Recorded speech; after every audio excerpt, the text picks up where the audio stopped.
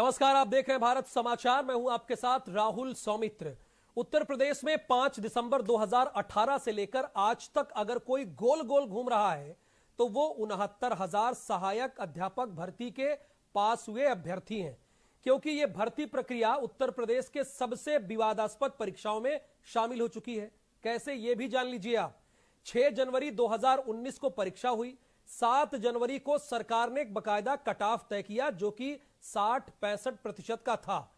13 जनवरी को शिक्षा मित्रों ने हाई कोर्ट जाकर स्टे को ले लिया। 29 मार्च को सरकार के खिलाफ ऑर्डर आ गया। फिर सरकार 27 मई को डबल बेंच चली गई, जहां महाधिवक्ता महोदय 8 तारीख तक कोर्ट ही नहीं गए। शिक्षा निदेशालय पर 2 बड़े धरने हुए। पास हुए अभ्यर्थियों ने लाठियां खाई, तब जाकर महाधिवक्ता महोदय कोर्ट तक गए। इतने में साल बदल चुका था, यानी 2019 से 2020 आ चुका था। 3 मार्च को ऑर्डर रिजर्व हुआ जो 6 मई 2020 को सरकार के पक्ष में आया, यानी 60-65% के पक्ष में आया। 8 मई को उत्तर कुंजी जारी हुई और एक बार फिर इस भर्ती पर सवाल उठने लगे। सवाल कैसे उठे वो भी समझिए। चूंकि नाथ पंथ के प्रवर्तक समेत 4 सवाल ऐसे थे जिनके उत्तर गड़बड़ थे, यानी नाथ पंथ के प्रवर्तक कौन है ये परीक्षा बनाने वाले को पता नहीं है, वो कंफ्यूज है। और इसी बात को लेकर 22 मई 2020 को कुछ अभ्यर्थी हाई कोर्ट चले गए, जहां 3 जून को आलोक माथुर ने अपने अंतरिम आदेश में सीधे कह दिया कि 8 मई 2020 के बाद की सारी प्रक्रिया को रोक दिया जाए। कोरोना काल में जो उम्मीद जागी थी 69,000 सहायक अध्यापक के अभ्यर्थियों के मन में, वो अब टूटती नजर आ रही है। चूंकि रही सही कसर पेपर लीक ने पूरी कर दी, जिसकी जांच 7 जनवरी 2019 के बाद से ही एसटीएफ कर रही थी। पता यह चला है कि 150 में से 142 नंबर पाने वाले भाई साहब को हमारे देश का प्रथम नागरिक कौन है, यानी राष्ट्रपति कौन है, यह उनको पता ही नहीं है, और वो 150 में से 142 नंबर पा गए। इसके अलावा ब्लूटूथ और रुमाल के जरिए नकल हुई है, इस बात का भी खुलासा यह है। लेकिन अब सवाल यह है, जिन्होंने मेहनत की, साल भर पढ़ाई की और हाई कोर्ट के सिंगल और डबल बेंच के चक्कर काटे, पुलिस की लाठियां खाई, पास हुए अभ्यर्थी, उनका क्या होगा, वो क्या करें? आज इसी पर बहस है।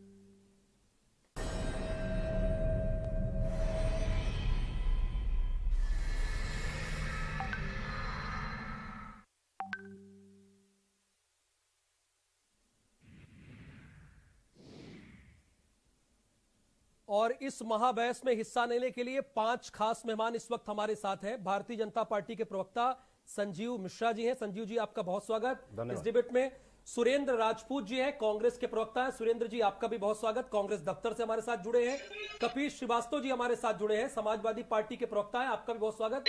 और पास हुए यानी चयनित अभ्यर्थी के तौर पर हमारे साथ अभय सिंह है, आपका भी बहुत स्वागत। और साथ ही साथ रजनीश हमारे साथ हैं, ये भी पास हुए अभ्यर्थी हैं, यानी जो प्राप्तांक बताया गया था ये प्राप्तांक गुणांक सब कुछ हासिल किए हैं। अभय, अब क्या समस्या है? पास तो हो गए, अब मामला कहां फंस गया है? सर, ये मामला अब आंसर की का है, जिसमें 4 से 5 सवाल पे संदेह है। हाँ, जिसको पीएनपी की कमेटी द्वारा सही माना गया और उसके लिए बच्चों ने इसको हाई कोर्ट में चैलेंज किया। हाई कोर्ट ने भी इसको प्रोसेस पे स्टे दे दिया और उसके बाद इसको एक कमेटी को रिफर कर दिया गया। जबकि जो पीएनपी के द्वारा बनाई गई कमेटी थी उसी की बातें मानी जाती हैं और उसी के सुनाए क्वेश्चन के जो आंसर होते हैं उसी को माना जाता है। फिर भी कोर्ट ने स्टे दे दिया। ये भर्ती फंसाने का एक तरीका था बच्चों का, जिससे भर्ती आगे ना चल जा सके, और वो इसमें सफल भी रहे। वो सिर्फ और सिर्फ भर्ती को लेट करना चाह रहे हैं। और इसमें रिजवान अंसारी जी का भी नाम आता है, जो पिछले 2 भर्ती से काफी सक्रिय रहे हैं। उन्होंने अभी तक जो भी भर्तियां आई हैं उनको फंसाने का सिर्फ काम किया, चंदा वसूलने का काम किया। उन्होंने पिछले 1.5 साल से इस भर्ती को फंसा के रखा। जब उनको सफलता नहीं मिली डबल बेंच से, तो उन्होंने इस भर्ती को सुप्रीम कोर्ट में चैलेंज किया। वहां से भी जब उनको सफलता नहीं मिली तो उन्होंने वापस फिर दोबारा नए सिरे से काम करते हुए आंसर की मुद्दे को फंसाया। हम्म, वो आज एक नेता बन चुके हैं, हम्म, उन एमएलसी लड़ने जा रहे हैं, उनका पोस्टर प्रदेश के हर अभय जगह पे जब नुक्कड़ कोई पे है। फंसना चाहेगा, जब कोई गलत होगा तभी तो फंसेगा। सर ये तो 1 साल लग जाता है फैसला होते होते, और मैं बताना चाहता हूं कि उन्होंने आज तक कुछ नहीं हासिल किया है, सिर्फ और सिर्फ समय बर्बाद किया है, अभ्यर्थियों का पैसा बर्बाद किया है। तो क्या उस 5 सवालों में क्या खामी है, क्या गड़बड़ी है, क्या कंफ्यूजन है? सर कोई कमी अगर नहीं उन्होंने है। कोई कमी पकड़ी होगी तभी तो रखा होगा ना। सर कोई कमी नहीं है, ये फैसला कोर्ट नहीं करेगा कि ये क्वेश्चन गलत है, ये क्वेश्चन सही है। हाँ, ये अलग बात है कि जो भी क्वेश्चन है उनका अलग अलग बुकों में अलग अलग आंसर है, लेकिन वहाँ के जो पीएनपी के जो सचिव हैं महोदय जी ने जिस कमेटी से ये आंसर की बनवाया था, उन्होंने बाकायदा पूरा उसका चेक किया और उसके बाद उसको जारी किया। उनका कहना है कि सारे के सारे क्वेश्चन सही हैं। उसके बाद कोर्ट ने ये फैसला किया कि एक यूजीसी कमेटी बनाई जाएगी और उसके बाद उससे जो भी क्वेश्चन सही होता है, जो भी आंसर होता है, उस पे नंबर मिलेगा सबको। मैं अभी आऊंगा। रजनीश, जी सर। इस ताम झाम के बजाय आपको तो नौकरी चाहिए ना, तो आपको तो नौकरी से मतलब है। आप तो पास हुए भाई, जो नंबर था वो नंबर आप पाए, आप पास हुए। ये नौकरी क्यों नहीं मिल रही, किसकी तरफ से गड़बड़ी हो रही है? क्योंकि मैंने आप लोगों का संघर्ष देखा है। जी सर। आप लोग अथक मेहनत किए, लाठी खाए, चूंकि 8 तारीख तक महाधिवक्ता महोदय गए ही नहीं, कोर्ट ही नहीं गए वो। सर आप प्रमुखता से हमारे ये 69,000 भर्ती को शुरू से दिखाते हुए आए हैं। 11 सितंबर 12 सितंबर धरने पे भी आप काफी प्रमुखता से वहां रहे हैं। सीआरटी जब हम लोग धरना कर रहे थे, सर हम लोग बहुत मध्यम वर्गीय परिवार से हैं, बहुत छोटी आंखों में बहुत बड़े बड़े सपने लेकर जब ये भर्ती आई थी, ठंड की रात थी सर, हम जाग कर रात में काफी मेहनत करके सर पढ़े।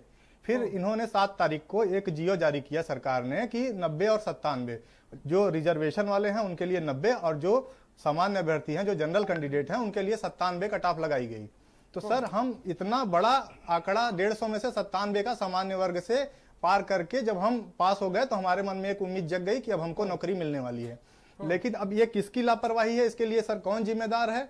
अब हम क्या करें, हम बहुत परेशान हो चुके हैं सर। देखिए कि 7 जनवरी को जब ये फैसला आया, कट ऑफ लग गया, हम पास हो गए, तो घर वालों के सबके मन में एक उम्मीद जग गई कि अब हमारा होना है, स्वाभाविक है। लेकिन सर तब से इतनी अड़चने इसमें आई हैं, आप स्वयं जान रहे हैं, आप स्वयं भर्ती को प्रमुखता से हमेशा से दिखाते आए हैं। इतनी अड़चने आई हैं सर कि इतना कभी नहीं हुआ है, किसी भर्ती में नहीं हुआ है, और हम एकदम समझ लीजिए टूट के लाचार हो चुके हैं।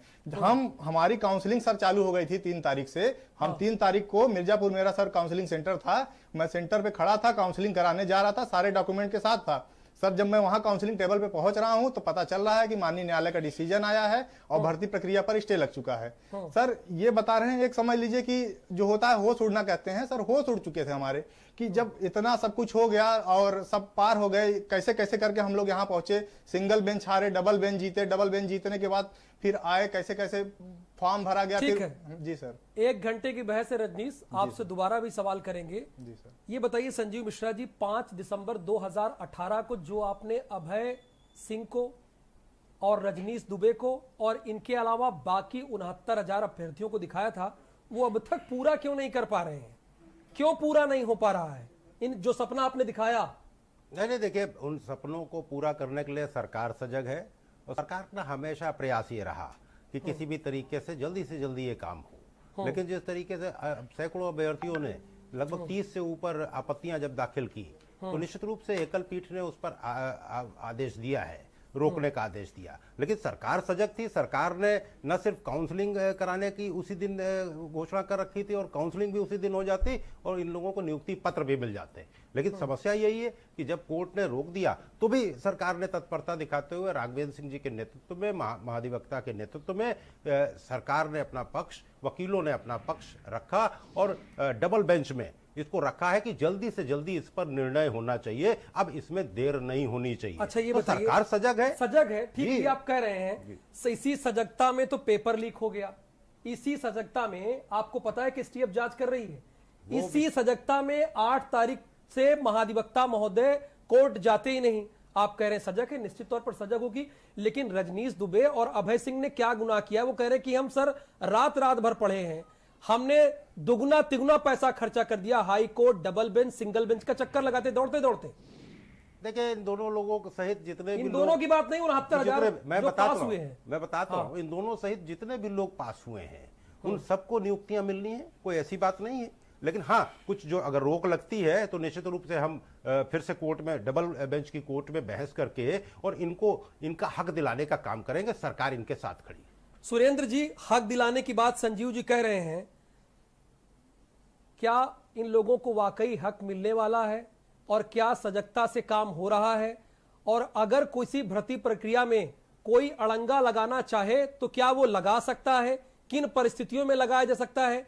क्यों एक फेयर परीक्षा नहीं होती? आप देखिए, संघ लोक सेवा आयोग का कोई अड़ंगा लगाते आपने सुना क्या अभी इन सालों में, हाल में? तो इसमें अभय सिंह, रजनीश दुबे जैसे 69,000 जो पास हुए अभ्यर्थी वो क्या करें?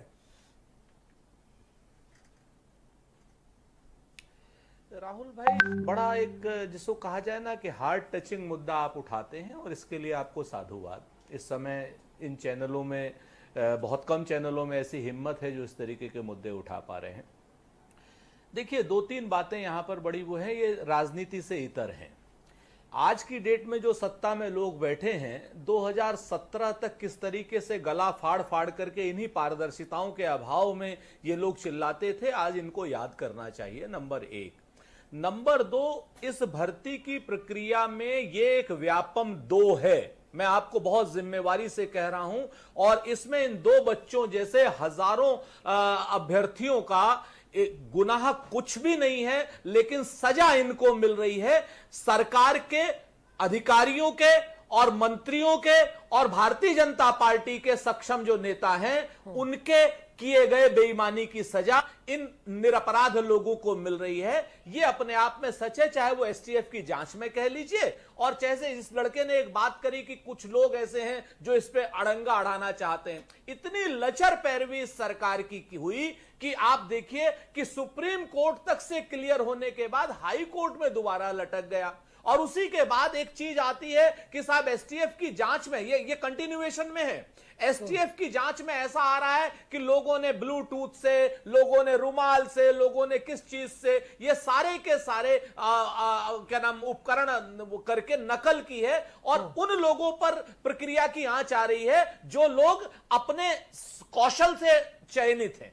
कुछ लोग उसमें से ऐसे रहे होंगे जो चयनित हुए होंगे, मैं उसकी मना नहीं करता हूं, लेकिन जिस तरीके से इनके ऊपर आ रही है तो ये सरकार निकम्मों की सरकार है। मैं आपको बहुत स्पष्ट कहूं, बहुत जिम्मेवारी से कह रहा हूं, इस सरकार को या इनके शिक्षा मंत्री को रहने का हक नहीं है, क्योंकि ये नौकरी देना ही नहीं चाहते, ये सिर्फ भरमाना चाहते हैं। कहते हैं ना कि भाजपा इस कदर लोगों पे एहसान करती है, पहले आंखें छीन लेती है और फिर चश्मे दान करती है।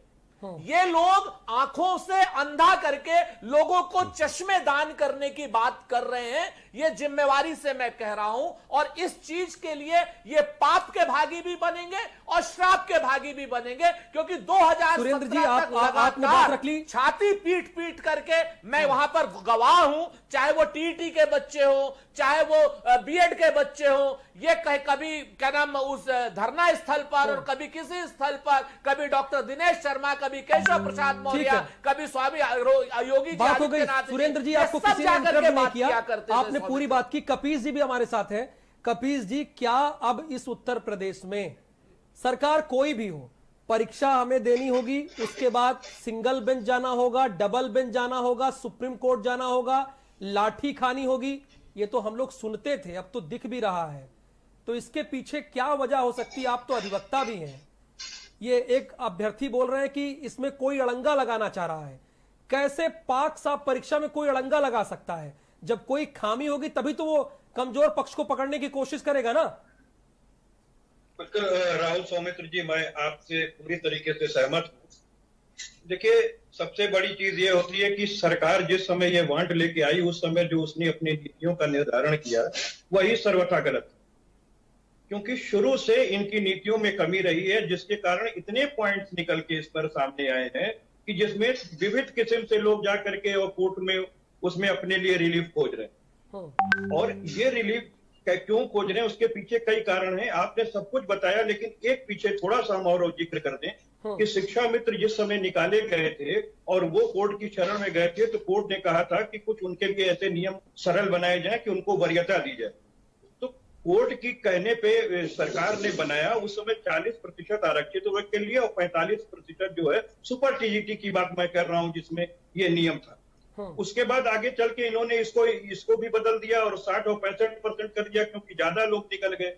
अब वो भी सुप्रीम कोर्ट में चले गए, उसका भी विचारण चल रहा है। मेरे ख्याल से 14 तारीख को, अभी जुलाई में उसकी भी सुनवाई होनी है। इसी बीच जो इन्होंने 5 ऐसे क्वेश्चंस रखे थे जिसमें कोई भी जवाब संभव हो सकता था, तो उसका एक मामला सामने आया। हमको ये समझ में नहीं आता है कि कोई विशेषज्ञ ही तो चुनाव करता होगा किसी प्रश्नों का, तो उसके उत्तर ऐसे कैसे हो सकते हैं कि वो कई तरह के निकल रहे।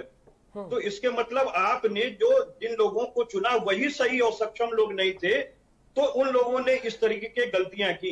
कपीस जी, उन्हें इस नाथ पंथ का प्रवर्तक कौन है ये नहीं पता है, कंफ्यूज है। 2 नाम उसमें सामने आ रहे हैं, ऐसे प्रश्न चुने क्यों गए जो अलग अलग किताबों में दिए गए हैं? ये तो चुने ही नहीं जाना चाहिए। इस तरह के प्रश्नों से बचना चाहिए जिसके कई तरह के वो आ रहे हो, या फिर आपने क्यों गलत उस तरीके से किया।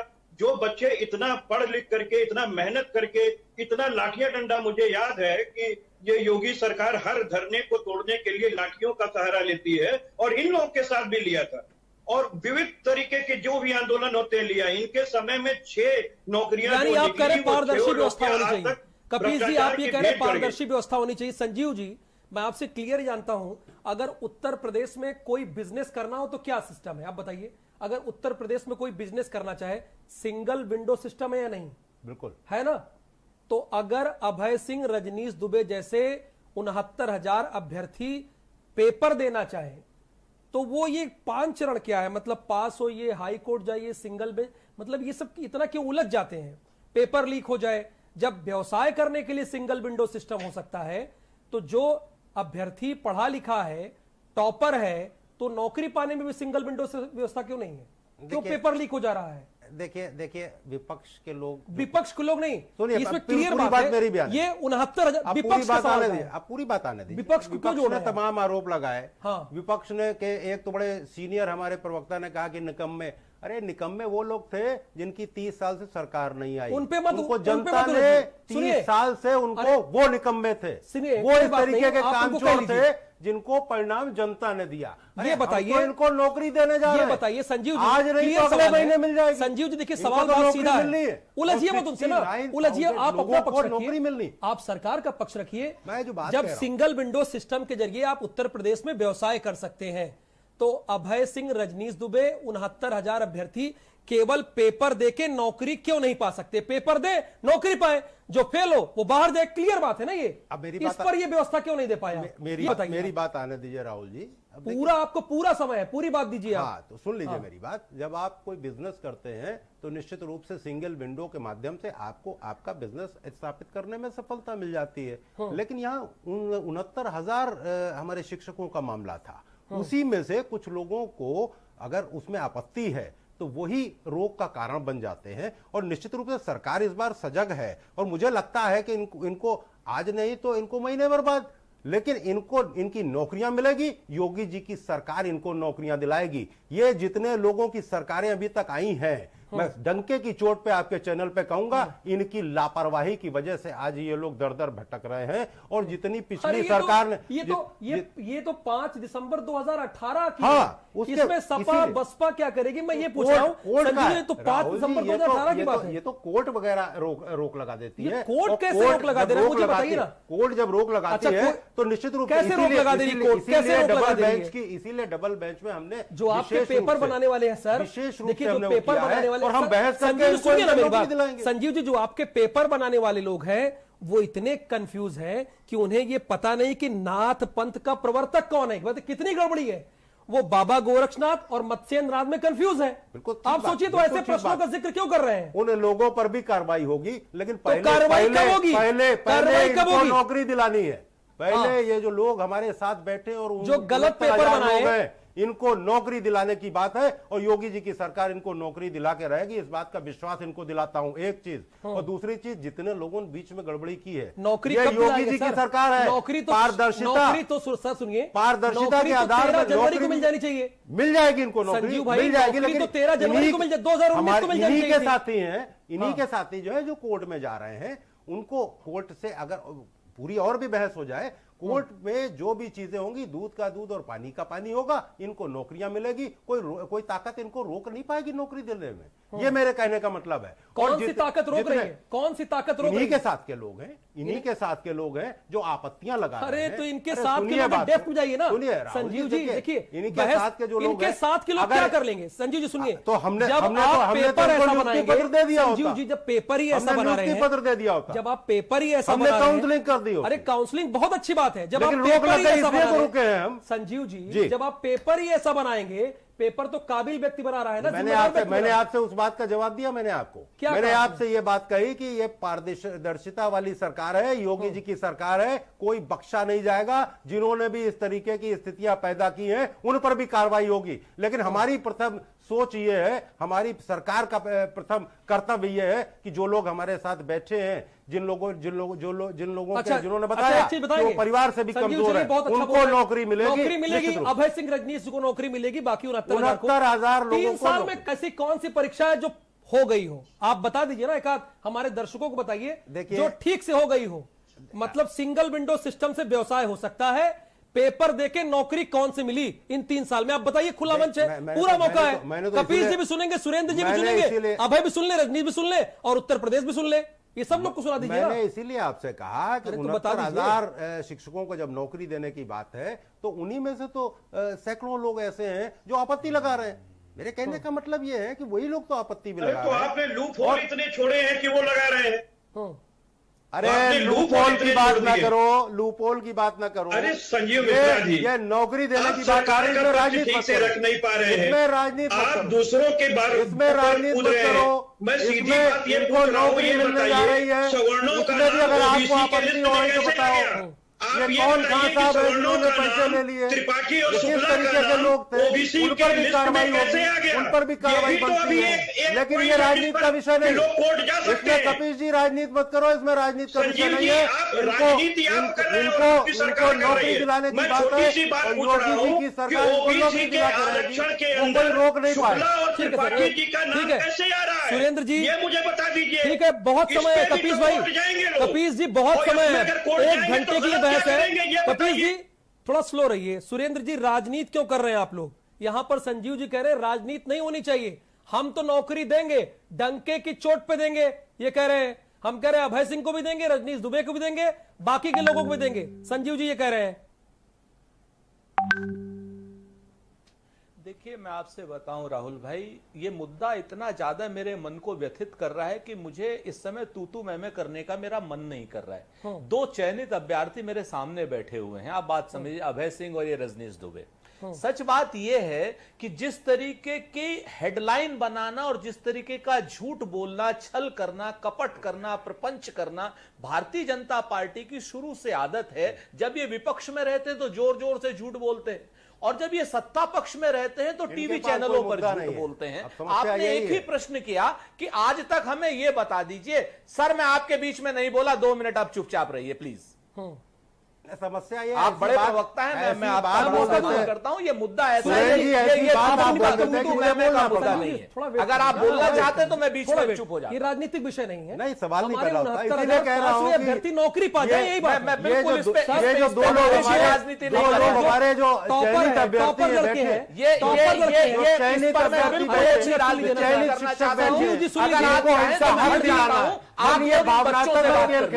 ठीक है, ये भावनात्मक सुरेंद्र जी अपनी बात पूरी कीजिए, फिर मैं अभय सिंह के पास जाऊंगा। मैं हट जाता हूं, आप इन बच्चों से अपनी बात पूरी कीजिए, वो बात हो जाएगी, उनको उनका हक मिलेगा। ठीक है संजय जी, 1 मिनट, हटने हटाने की बात मत कीजिए, आप अपना पक्ष रखिए कांग्रेस का। तो मैं पूरी बात आपसे कहना चाह रहा हूं कि आपने एक प्रश्न किया राहुल, आपने कहा पिछले 3 सालों में कौन सी परीक्षा आपने सही करा दी, तो इनके पास कोई जवाब नहीं। सच है, एक में अगर गड़बड़ हो गई, मैं आपसे फिर से जिम्मेवारी से कह रहा हूं कि उत्तर प्रदेश की पुलिस, उत्तर प्रदेश की एसटीएफ कह रही है कि व्यापम की तरीके से घोटाला है, और वो व्यापम का एक अपराधी है, उस तक ने भी उसको भी पकड़ा है, और उत्तर प्रदेश की पुलिस नहीं पकड़ा है, योगी सरकार की पुलिस ने ही पकड़ा है। आज आप ये देखिए कि अभी तो इस तरीके से रुकी, अब ये रिपोर्ट जाएगी।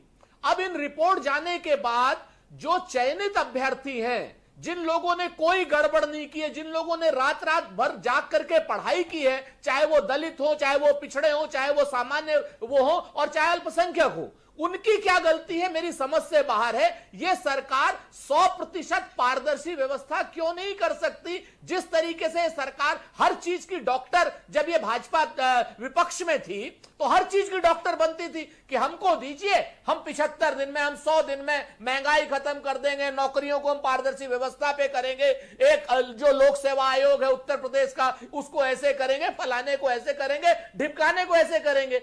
कहां चली गई वो सारी की सारी विशेषज्ञता?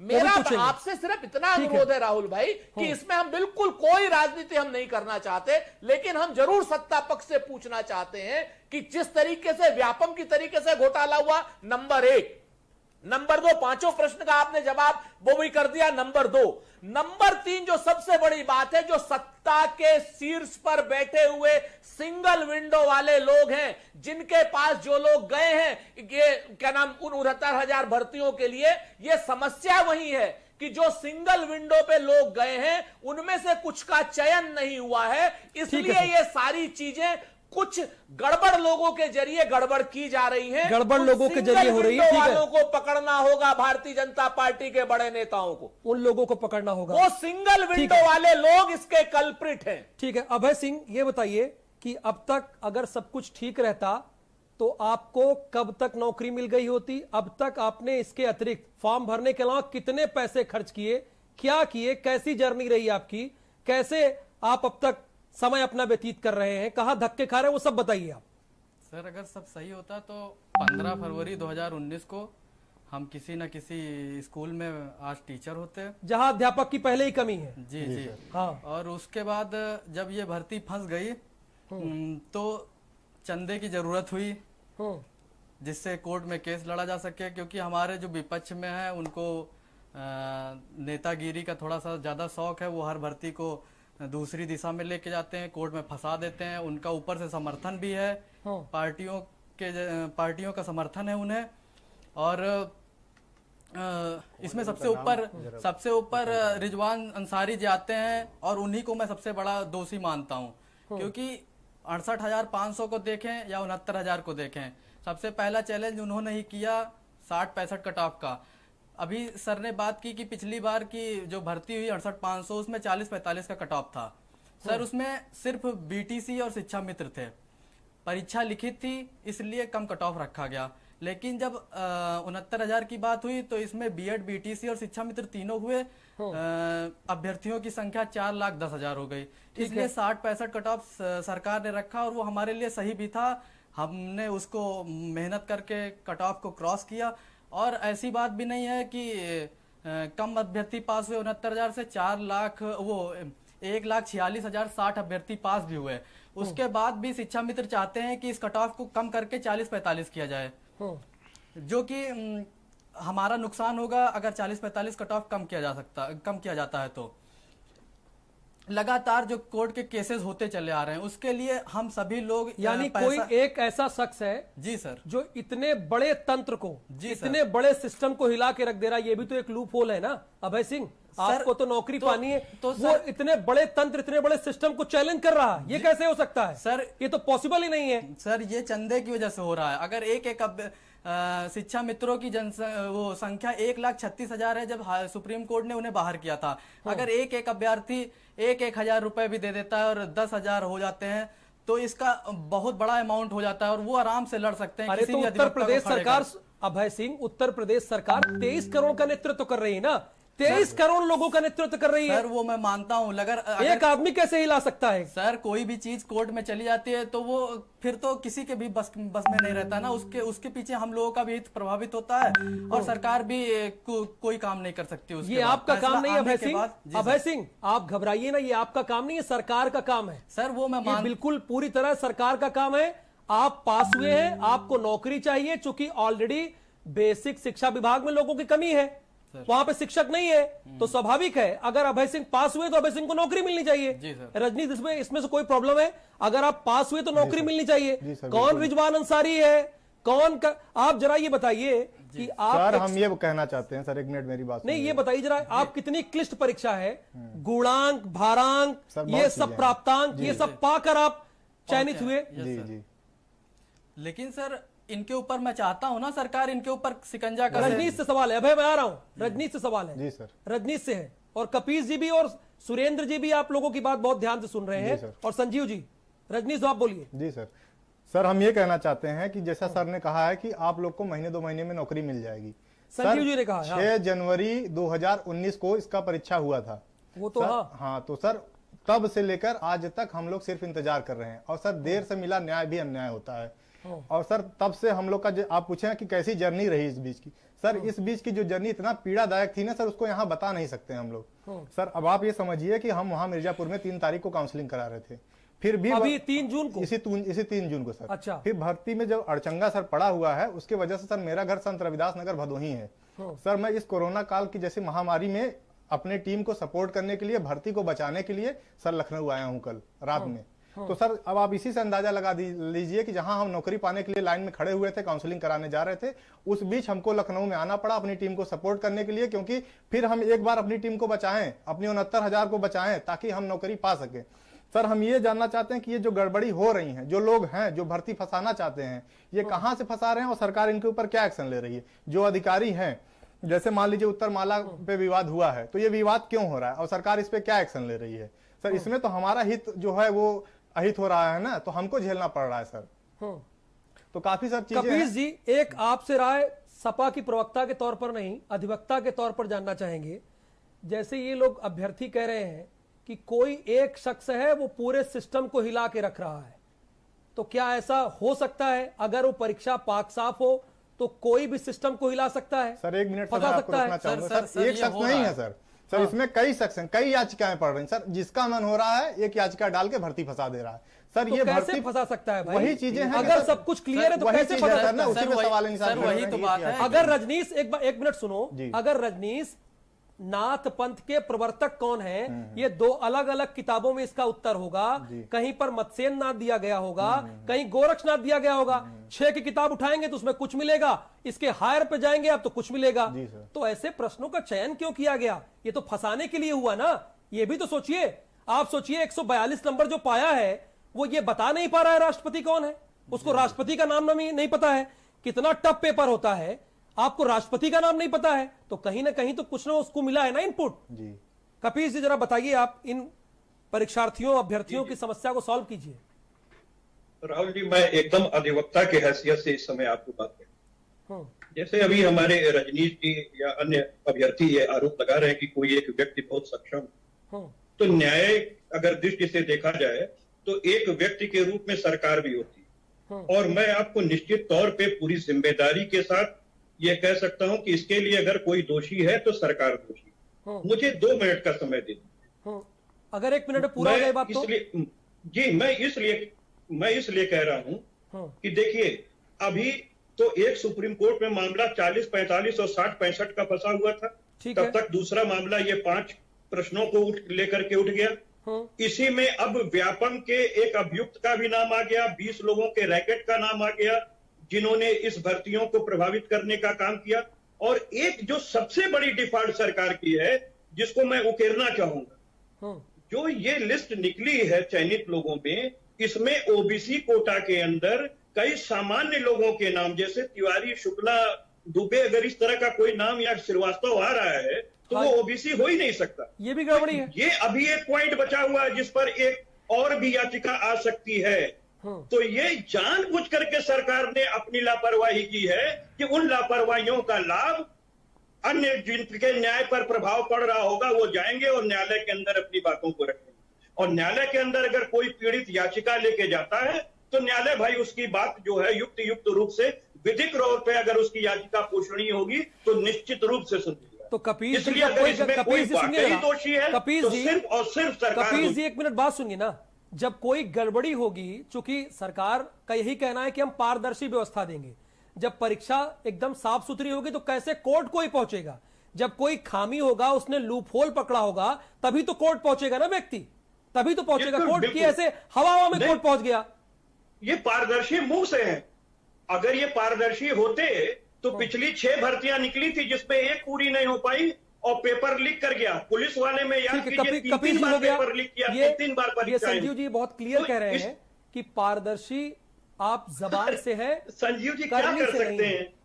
संजीव जी के हाथ में कुछ नहीं है। प्रवक्ता है तो वो अपनी सरकार को बचाएंगे ही, वो अपने धर्म का पालन कर रहे हैं। पॉइंट भी तो लेकिन सुनेंगे। हकीकत यही है कि योगी सरकार का पॉइंट भी तो सुनना जरूरी है। पॉइंट तो सुनना जरूरी है, चूंकि अभय सिंह और रजनीश दुबे जैसे 69,000 अभ्यर्थी इनसे जवाब तो मांग रहे हैं ना। स्वाभाविक है, अगर आप पास किए तो आपको नौकरी चाहिए। देखिए अभय सिंह ने जिस तरीके की बात की, मुझे उनकी बात एक्चुअली में जो बात वो समझाना चाह रहे हैं वो ठीक से आप नहीं ला पा रहे हैं। क्या समझाना चाह रहे हैं? सीधी सी बात ये क्या थी समझाना चाह रहे हैं? जो आपने पकड़ लिया है, हाँ, क्या बिल्कुल समझाना चाह रहे हैं? ठीक बात है। उन्होंने कि रिजवान का नाम लिया कि उनकी वजह से पूरी ये गड़बड़ी हो रही है, उन्हें वसूली करनी थी। उन्होंने हजार रुपए छात्रों से वसूल किए और छात्रों को ही आपस में इतनी लड़ाने का आप कह रहे हैं। आप कह रहे हैं कि इसी सरकार में जो चाहे वो खुलेआम कुछ भी कर सकता है। पारदर्शी व्यवस्था पर कोई खुलेआम कोई इस तरीके का काम नहीं कर सकता। ये बात अगर इन्होंने पहले अभय सिंह ने कह दी होती तो निश्चित रूप से जो भी रिजवान हो और उनकी जांच की जाती, अगर इस तरीके की सच्चाई आएगी तो निश्चित रूप से कार्रवाई होगी। सर ये अभी से नहीं हो रहा है, 68,500 से हो रहा है। और इस पे मैं चाहता हूं कि ऐसे लोगों को तुरंत सरकार कार्रवाई करे। संजीव जी ये है ना, इतने बड़े अमाउंट में पैसा जो भी लोग हैं, जो लोग जिनका आपने नाम लिया है, बिल्कुल सर, चूंकि भारत समाचार है, बड़ा चैनल है सर, आपने यहाँ पर उनका नाम लिया है। उत्तर प्रदेश की सरकार का दायित्व बनता है। आदरणीय योगी जी जिस तरीके के कार्यप्रणाली के आदी है, मैं बताऊं आपको अभय सिंह, मेरी बात जरा सा आ जाने दीजिए। देखिए उनके ऊपर भी कार्रवाई होगी और जो उनके साथ होंगे उन पर भी कार्रवाई होगी। बिल्कुल, क्योंकि इनके अकाउंट का जायजा लिया जाए, देखा जाए कि कितने करोड़ों में ट्रांजैक्शन वो सब हो जाएगा, वो सब सुप्रीम कोर्ट होगा। आपने आज नाम लिया है को फीस दी जा रही है, आपने आज नाम लिया है, इन पर भी सख्त कार्रवाई होगी और बनती कार्रवाई। एक और सर रजनीश जी ने कहा, मैं उनकी भी बात का जवाब देता हूं। कोई भी, मैं तो आज भी कह रहा हूँ, कोई भी किसी भी भर्ती को कोर्ट में फंसा सकता है। सर अभी मैं वही कहना चाहता था कि जो आपकी बात मेरी समझ में आ रही है, मैंने भी एनालाइज किया हुआ है और मैं भी और हाई कोर्ट में अधिवक्ता हूं। सर ने बताया एक लड़की का नाम, जानता हूं, एक लड़की का नाम तिवारी है, लेकिन वो ओबीसी में चयनित है। सर एक लड़की का नाम तिवारी है, वो ओबीसी में चयनित है, लेकिन जब पता किया गया तो वो वाकई में सिर्फ तिवारी लिखी है, ओबीसी की ही कैंडिडेट है। तो सर अब इसको ग्राउंड बना के कैसे हो सकता है? सर इसको ये कैसे हो सकता है भाई? सर आप पता करा लीजिए। हमने एक नहीं, आप एक की बात मत कीजिए। सर एक सेकंड, मैंने ऐसे 6-7 कैंडिडेट देखे। ऐसे तमाम लोग मिल जाएंगे आपको जो सिंह लगाते हैं और ओबीसी में बैठे हुए हैं। तो आप अगर देखेंगे, तिवारी, श्रीवास्तव और मिश्रा नहीं लिखते। सर आप पता कर लीजिए, नहीं लिखते। सर आप पता कर लीजिए, ऐसी चीजें हैं। और जो ऐसा बिल्कुल नहीं है। सर आप पता नहीं सकता। सर आप पता कर लीजिए, पेपर में आ गया ये बात। नहीं दे सकते सर इसको आप, मैं बोल रहा हूँ सर, आप इसको पता कर लीजिए अगर आपको मेरे ऊपर भरोसा नहीं है तो। मुझे पता है, जो चीज पता है उसको पता करने की क्या आवश्यकता है? सर अब इसी आप दुबे हैं, आप बताइए, आप ओबीसी ये बात क्लियर है कि वो ओबीसी है। अब इसी चीज को ग्राउंड बना के लोग चले जाएंगे कि इसमें गलत जिला आवंटन हुआ है, गलत चयन सूची हुई है। अब वो पहले तो आप किस आधार पे कह रहे हैं? तो आप किस आधार पे सर कह रहे हैं कि वो, इसलिए इस आधार अभय सिंह, देखो सुनो अभय सिंह, दुबे, हम लोग आप ही का पक्ष, कपिल जी एक मिनट, कपिल जी एक मिनट, कपिल जी एक मिनट सुन लीजिए ना। लोग लिखते हैं सर मुझे किसी पार्टी से जानकारी हो गई, वो ये बात सर मुझे अभय की बात सुन लेते हैं। हाँ, मुझे किसी पार्टी से मतलब नहीं है, मुझे ये मतलब है कि ये जो भले आपसे मतलब ना हो सर, लेकिन आप इतना गलत थोड़ी कर सकते हैं कि कोई दुबे, तिवारी, मिश्रा लिखने वाला ओबीसी होगा। सर आप पता कर लें, हम कह तो रहे हैं कि आप पता कर लें एक बार। सर मेरा पता किया हुआ है, मेरा भी सर मेरा पता किया हुआ है, मेरा भी सर। वो सवर्ण है, वो भूल से, ये इनकी गलती की वजह से है, ये सरकार की गलती की वजह से उनका नाम आया हुआ है। एक मिनट सुन लीजिए सर। संजीव जी सुनिए, आप देखिए, सुनिए एक मिनट, आप परेशान मत होइए। अभय एक मिनट, अभय ओबीसी और कपिल जी आप भी एक मिनट। कपिल जी देखिए, अब एक फिर इसमें मामला फंस रहा है। जी सर, आप 5 प्रश्नों के बाद अब ओबीसी जनरल का ये केस फंस रहा है। संजीव जी देखिए, एक बड़ी सीधी बात है ना, मैंने बहुत क्लियर कहा ये कहां गलती हुई, किन लोगों से गलती हुई, अब तक उन्हें सजा क्यों नहीं मिली। सरकार ने ये कहा कि हम नौकरी देंगे 69,000 लोगों को। अभय सिंह से मतलब नौकरी से है, रजनीश को मतलब नौकरी से है, बाकी लोगों को नौकरी से है। और जो बेसिक शिक्षा में अध्यापकों की कमी है, लाखों अध्यापकों की, ये लोग जाएं, बच्चों को पढ़ाएं, मिड डे मील उन्हें खाना मिले। ये सब लापरवाही पे लापरवाही, डिले पे डिले क्यों हो रहा है? आप इसमें क्यों पड़ रहे हैं? देखिए सिस्टम इतना धीरे का। न्यायपालिका है, न्यायपालिका में आप अगर कोई जाता है तो निश्चित रूप से उसको भी रिलीफ मिलता है, उसको वो सुना रिलीफ जाता देना है। चाहता है। तो कहने का मतलब ये इन लोगों की बात बेदम है। मैं बता रहा हूं आपको राहुल जी, इन दोनों लोगों की, अभय सिंह की बात और पूरी बात आने दीजिए। एक हो गई बात, आप क्यों नहीं, पूरी पूरा बात मौका दूंगा, आपके अभी टाइम है, पूरा मौका दूंगा। सुरेंद्र जी, अभय सिंह की और रजनीश की बातों में संजीव जी को दम दिख रहा है, अब दम दिख रहा है उनकी बातों में, क्यों? इसलिए कि उनकी सारी बातों को वो तोड़ मरोड़ करके कहीं ना कहीं उनको शिखंडी बनाना चाहते हैं, उनकी बातों को, और उनके पीछे छुपना चाहते हैं। वो उस सिंगल विंडो के लोगों को, जो उस सिंगल विंडो के लोग हैं ना राहुल भाई, जैसे जो आपने कहा, बड़ी महत्वपूर्ण बात कही, जो सिंगल विंडो के लोग हैं उन तक, चूंकि ये बेचारे अभय सिंह जी या रजनीश जी उस सिंगल विंडो के प्रोडक्ट नहीं है ना। अगर ये सिंगल विंडो के प्रोडक्ट होते तो ये अभी आराम से बैठे होते। इनके चेहरे से दिख रहा है कि ये लोग अपनी ताकत से आए हैं, अपने पढ़ लिख करके आए हैं। जो सिंगल विंडो वाले लोग हैं, जो व्यापम के लोग पकड़े गए हैं, जो एसटीएफ ने लोग पकड़े हैं, उनमें से जो लोग आए हैं, उन लोगों का मेन हाथ है। रही बात इनको तो एक अंसारी मिल गया। सच्चाई है कि सरकार के इकबाल को एक अंसारी मिल गया तो अब इनका तो काम चल गया संजीव भाई का। तो सच बात यह है कि इस सरकार में इतना आसान है सब कुछ करना, इनके हिसाब से, संजीव जी के हिसाब से, कि करोड़ों रुपए की कथित ऊपर नीचे हो जा रहे हैं और यह सरकार हाथ पे हाथ धरे बैठी है। इस सरकार को भारत समाचार पर बैठे हुए दो अभ्यर्थियों की आवश्यकता थी किसी अंसारी को बात करने के लिए। इसके बाद ये सरकार एक्शन लेगी, इससे पहले अच्छा, कांग्रेस पार्टी कभी गंभीर होगी सुरेंद्र जी? गूंगी और बहरों की ये सरकार पॉलिटिकल नहीं है, ये पॉलिटिकल एजेंडा नहीं था। और आप जिस तरीके से भावनात्मक खेल खेल रहे हैं ना, और ये सब कुछ भावनात्मक खेल खेल रहे हैं, संजीव जी और ये शिखंडी पिखंडी आपके जमाने में हुआ करते थे, वो चले गए। वो शिखंडी पिखंडी आपके जमाने में हुआ करते थे जब सरकार, संजीव जी 25-30 साल के ऊपर हो गया। संजीव जी 30 साल हो गए कांग्रेस में, ध्यान से आपकी बात सुन रहे हैं। मुझे इस पर सुरेंद्र जी अपनी बात पूरी कीजिए। नहीं, क्या शिकंडी गंडी कहते हो भाई सुरेंद्र जी? अरे ठीक है, क्या तरीका है?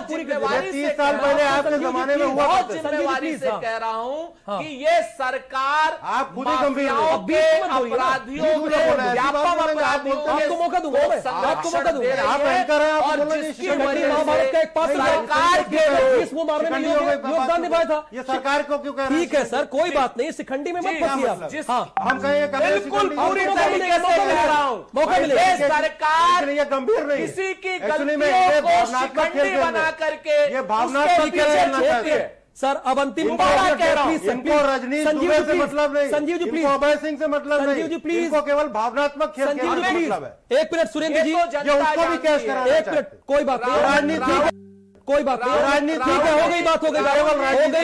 संजीव जी राजनीति नहीं, केवल राजनीति डिबेट को दूसरी तरफ मत ले जाइए, कांग्रेस डिबेट को कांग्रेस की तरफ मत ले जाइए। राजनीति होती है तो कांग्रेस की स्थिति। सुरेंद्र जी आप और संजीव जी, आप पूरी तरीके से जिम्मेवारी से कहता हूं कि कांग्रेस की सरकार में अपराधियों का बोलबाला है और उन अपराधियों के संरक्षण में लोग हाई कोर्ट से भी, पुलिस से भी और व्यापक की तरीके से घोटाले कर रहे हैं। केवल भावनात्मक कांग्रेस कराएगी, पूरी तरीके से जिम्मेवारी से कह रहा हूं, बच्चों के भविष्य के साथ खिलवाड़ कर रहे हैं और वो जो सिंगल विंडो वाले लोग हैं इनको बंद कर रहे हैं। सुरेंद्र जी आप भी, पंडित जी आप प्लीज, कोई इशू होता तो रखते, हो गई बात से खेलना, हो गई बात, ठीक है। मुझे ये बताइए, मैं बिल्कुल चुप हूं, मुझे हटा दीजिए आप। नहीं नहीं बिल्कुल आप है अंतिम, आपके पास कोई मुद्दे नहीं। नहीं सुनिए संजीव जी, अंतिम 5 मिनट में सभी को मौका मिलेगा। इस तरीके की भाषा पता नहीं, बच्चों के लिए भी इतना क्रूर मजाक, संवेदनहीन लोग। ठीक है, आप संजीव सुनिए, टच मत करो। संजीव जी अब आप बात सुनिए। आप ये बताइए कि जो नौकरी 13 फरवरी 2019 को 69,000 लोगों को मिल जानी चाहिए थी, वो क्यों नहीं मिली? आपके पास 1 मिनट है और सभी के पास 1 मिनट रहेगा। क्यों नहीं मिली अब तक? कौन दोषी है और अब तक उनके खिलाफ सरकार ने क्या कदम उठाया? 1 मिनट में आपको खत्म करना है। बहुत साफ सी बात है, ये 69,000 शिक्षकों की बात है और कोर्ट में जब मामला चला जाता है निश्चित रूप से थोड़ा समय लगता है, लेकिन हमारी सरकार सजग है। सरकार ने तुरंत डबल बेंच में विशेष रूप से इसके लिए वो किया है और मुझे लगता है कि आने वाले समय में जल्दी से जल्दी इन लोगों को नौकरी मिलेगी और ये लोग खुशहाल जिंदगी जिएंगे। अभय, यस सर। कौन विलेन, कौन दोषी? सर कुछ तो सरकार के अधिकारियों के द्वारा की गई गलती है और कुछ जो फर्जी केस खेलने वाले नेता हैं उनके है बस।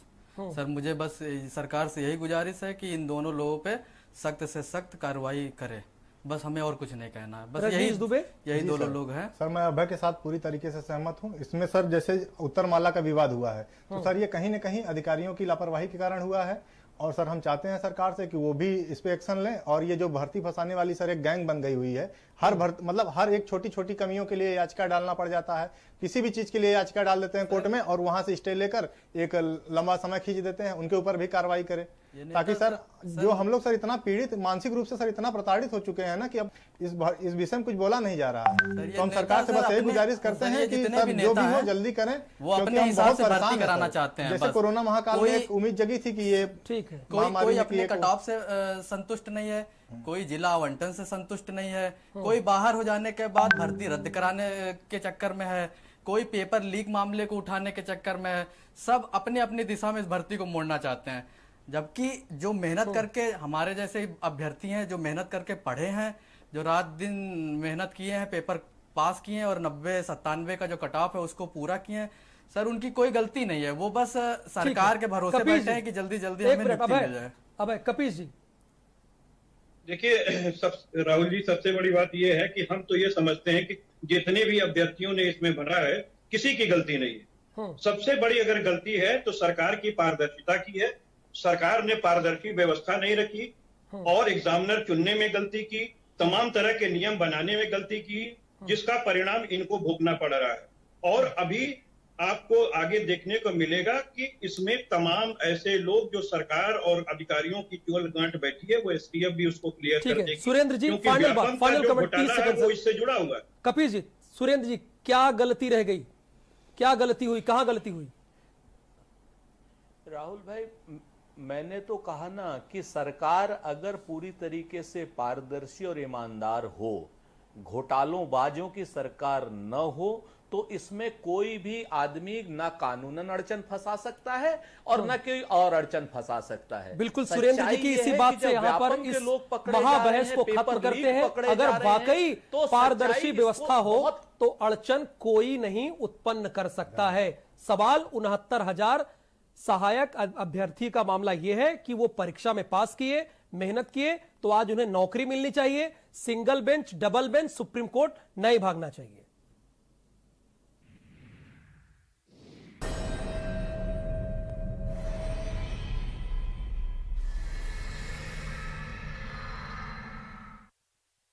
जिसने पूरी दुनिया को तड़पा